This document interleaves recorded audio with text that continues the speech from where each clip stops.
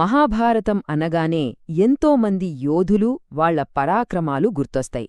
కాని విలువిద్య, ఆర్చరీ అనగానే అందరి మనసుల్లో మెదిలే పేరు ఒక్కటే — అర్జునుడు కదా. మరి నిజంగానే అర్జునుడిని మించిన ధనుర్ధారి ఆ కాలంలో లేడా? ఆయనను అంత గొప్ప యోధుడిని చేసింది ఏంటి? అసలాయన విజయాల వెనకున్న అసలు రహస్యమేంటి? పదండి, ఈ విశ్లేషణలో కొంచెం లోతుగా చూద్దాం. మనం ఈ విషయాన్ని అర్థం చేసుకోవడానికి ఓ 5 ముఖ్యమైన అంశాలను పరిశీలిద్దాం. ముందుగా, అసలు అర్జునుడు అజేయుడా కాదా అనే ప్రశ్నతో మొదలుపెట్టి, ఆయన ఏకాగ్రత, దివ్యాస్త్రాలు, సాధించిన విజయాలు, ఆయన గురించి గొప్పవాళ్లేమనుకున్నారో చూస్తూ, చివరికి ఆయన గెలుపు వెనుకున్న అసలు రహస్యమేంటో తెలుసుకుందాం. సరే, మరి మన మొదటి అంశం అజేయ ధనుర్ధారి. అసలు ప్రశ్నతోనే మొదలుపెడదాం. అంటే కురుక్షేత్ర యుద్ధంలో భీష్ముడు, ద్రోణుడు, కర్ణుడు ఇలా ఒకరిని మించిన యోధులు ఒకరున్నారు. మరి అందరినీ కాదని అర్జునుడి పేరే ఎందుకు అంతలా వినిపిస్తుంది? ఆయనను ఎవరూ ఓడించలేరు అని ఎందుకంటారు? అర్జునుడిని అంతటి గొప్ప యోధుడిగా మార్చింది కేవలం ఒక్క విషయం కాదండి. దాని వెనుక 2 బలమైన స్తంభాలున్నాయి. ఒకటి, ఆయనకు సహజంగా వచ్చిన ఏకాగ్రత, అద్భుతమైన నైపుణ్యం. రెండవది, దేవతలను మెప్పించి తపస్సు చేసి సంపాదించుకున్న దివ్యాస్త్రాలు. ఈ రెండింటి కలయికే అర్జునుడు. ఇందులో మొదటిది ఏకాగ్రత. ఇది మామూలు కాన్సంట్రేషన్ కాదు. ఎంతలా అంటే చుట్టూ ప్రపంచంలో ఏం జరుగుతున్నా పట్టించుకోకుండా కేవలం లక్ష్యం మీద మాత్రమే దృష్టి పెట్టడం.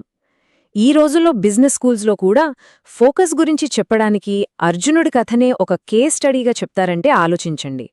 మనందరికీ చిన్నప్పట్నుంచి తెలిసిన కథే ఇది. గురు ద్రోణాచార్యులు పక్షిని కొట్టమని పరీక్ష పెట్టినప్పుడు మిగిలిన వాళ్లందరూ నాకు చెట్టు కనిపిస్తోంది, ఆకులు కనిపిస్తున్నాయి అంటే అర్జునుడు ఒక్కడే అన్నాడు, నాకు పక్షి కన్ను మాత్రమే కనిపిస్తోంది అని. చూసారా, అదే ఆయన ఫోకస్ లెవెల్. సరే, ఫోకస్ ఉంది. కాని అది మాత్రమే సరిపోతుందా? లేదు. అర్జునుడు సామాన్యమైన తపస్సు చేయలేదు. దేవతలను మెప్పించడం కోసం ఘోరమైన తపస్సు చేసి, సాక్షాత్తు పరమశివుడి దగ్గర్నుంచి పాశుపతాస్త్రాన్ని, ఇంద్రుడ్నుంచి వజ్రాయుధాన్ని, ఇలా 1, 2 ఎన్నో దివ్యాస్త్రాల్ని సంపాదించాడు. ఆయన దగ్గరున్న ఆయుధ సంపత్తి అప్పట్లో ఇంకెవ్వరి దగ్గరా లేదు. ఓకే, ఒకవైపు ఏకాగ్రత, మరోవైపు దివ్యాస్త్రాల బలం. మరి ఈ రెండూ కలిస్తే యుద్ధభూమిలో ఎలా ఉండేది? ఆయన సాధించిన విజయాలేంటో చూస్తే మనకే అర్థమవుతుంది.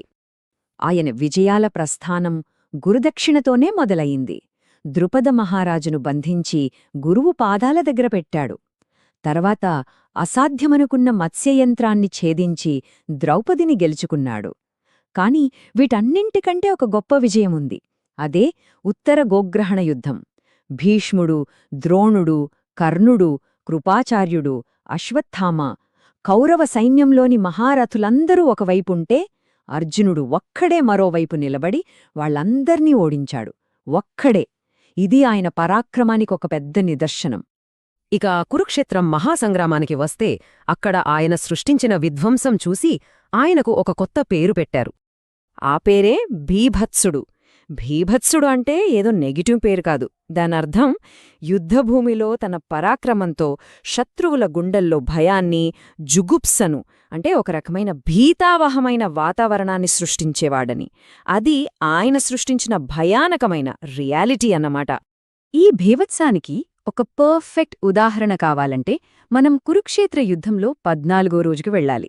ఆ రోజు అర్జునుడు ఒక ప్రతిజ్ఞ చేస్తాడు, సూర్యాస్తమయంలోపు జయద్రథుడిని చంపుతానని.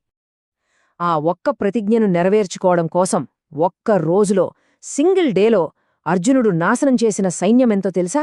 ఏకంగా 7 అక్షౌహిణులు. 7 అక్షౌహిణులు అంటే సుమారుగా 15 లక్షల మంది సైనికులు, లక్షల కొద్ది రథాలు, ఏనుగులు.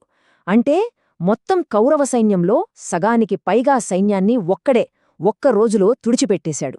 ఊహించుకోండి ఆ ప్రళయాన్ని. ఒకరి గొప్పతనం గురించి మనం చెప్పుకోవడం ఒకెత్తు, అదే విషయాన్ని వాళ్ల ప్రత్యర్థులే ఒప్పుకోవడం మరోకెత్తు కదా. అర్జునుడి విషయంలో సరిగ్గా అదే జరిగింది. ఆయన శత్రువులే ఆయన గురించి ఏమన్నారో వింటే మనకు ఆశ్చర్యం వేస్తుంది. మొట్టమొదటగా యోధులందరికీ గురువైన పరశురాముడు. ఆయన తన శిష్యులైన భీష్ముడితో, కర్ణుడితో చాలా స్పష్టంగా చెప్పారట, ఈ ముల్లోకాల్లో కూడా అర్జునుడిని ఓడించగలవాడు లేడు అని. ఇంక గురువులకే గురువైన ఆయన ఈ మాట అన్న తర్వాత దానిపై ఇంక చర్చేముంటుంది? ఇక శత్రు శిబిరంలోని మరో మహాయోధుడు అశ్వత్థామ ఆయనేమన్నాడంటే ధనుర్విద్యలో అర్జునుడు సాక్షాత్తు ఆ పరమశివుడితో సమానమ్మని. ఇది మామూలు పొగడ్త కాదండి. ఒక యోధుడు తన శత్రువైన మరో యోధుడికిచ్చే అత్యున్నతమైన గౌరవమిది. కాని వీటన్నింటినీ మించిన ఒక సాక్ష్యముంది. ఈ మాటలు చెప్పింది ఎవరో కాదు, అర్జునుడికి ఆజన్మ శత్రువు, జీవితాంతం అతనితో పోటీపడిన కర్ణుడు. అది కూడా ఎప్పుడంటే తన జీవితంలో చివరి యుద్ధంలో అర్జునుడి చేతిలో ఓడిపోతున్న సమయంలో తన సారథి శల్యుడితో అంగీకరించిన నిజమిది. ఈ ప్రపంచంలో అర్జునుడికి సాటిరాగల యోధుడు ఇంకొకడు లేడు. ఇంతకంటే గొప్ప సర్టిఫికెటేముంటుంది చెప్పండి? సరే, అద్భుతమైన నైపుణ్యం చూశాం, దివ్యాస్త్రాల బలం చూశాం, చివరకు శత్రువులు కూడా పొగిడారు. అంతా బాగుంది. కాని వీటన్నింటికీ మించి అర్జునుడి వెనుక ఒక అల్టిమేట్ పవరుంది. అదే ఆయన విజయరహస్యం. ఆ రహస్యశక్తి మరెవరూ కాదు, ఆయనకు సారథిగా, స్నేహితుడిగా, గురువుగా అన్నీ తానే నిలిచిన శ్రీకృష్ణ పరమాత్మ. గాండీవం అర్జునుడి చేతిలో ఉండొచ్చు, కాని దానిని నడిపించిన అసలైన శక్తి మాత్రం శ్రీకృష్ణుడే. అయితే ఇక్కడ మనం ఒక ముఖ్యమైన విషయం గమనించాలి.